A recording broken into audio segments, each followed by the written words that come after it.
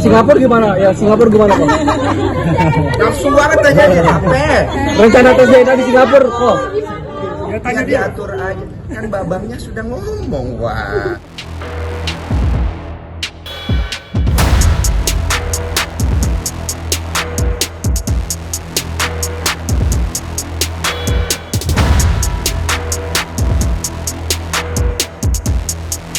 Nantilah kalau itu nanti kalau udah ada justice restorasi restoratifnya seperti apa nanti kita lihat. Tapi poinnya kita di sini kan bukan mau bikin pelaporan terus kemudian bergimik, bukan itu.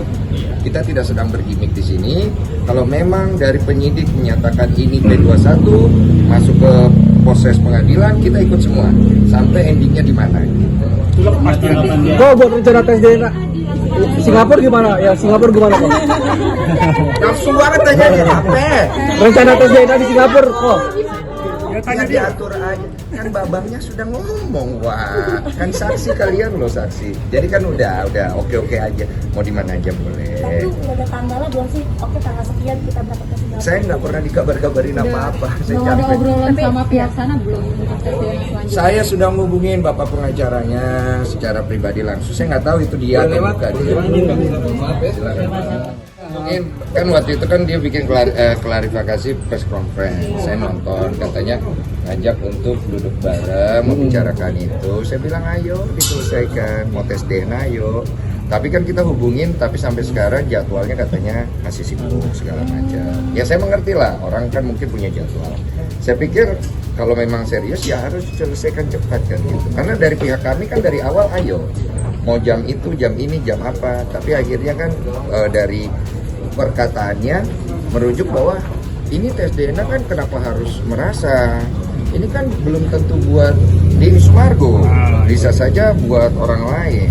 Saya pikir kok arahnya di publik jadi ngawur ini. Jadi kita pikir ya sudahlah, dilaporkanlah secara hukum biar jelas apakah masuk unsur pidananya atau tidak. Oke. Dan kemudian masalah tes DNA ini kalau dia merasa bukan buat saya, ya sudah nggak usah tes DNA. Nanti kalau dari pengadilan memutuskan ada tes DNA lagi, kita ikut pengadilan aja. Beres kan? Gitu. Karena kan dari gue pribadi dari awal dia meminta tes DNA secara publik untuk adu ayam lah istilahnya, adu publik gitu kan oke. Tes DNA pertama aja gue yang nyari, ayo tes DNA segala macam untuk menyelesaikan masalah ini. Gini loh, satu orang pengen nyelesain masalah, yang lain tidak terlihat ingin menyelesaikan masalah, tidak akan selesai masalahnya. Dan kalau tidak dipayungi oleh hukum, tidak ada tengahnya ini, nggak kelar-kelar ini barang, capek gitu loh. Yang untung kan kalian ya. Apa juga bonding. Bonding kamu dengan aku. Ada yang kasus ini. Ya bonding baik-baik saja. Istri juga terlihat sangat support banget.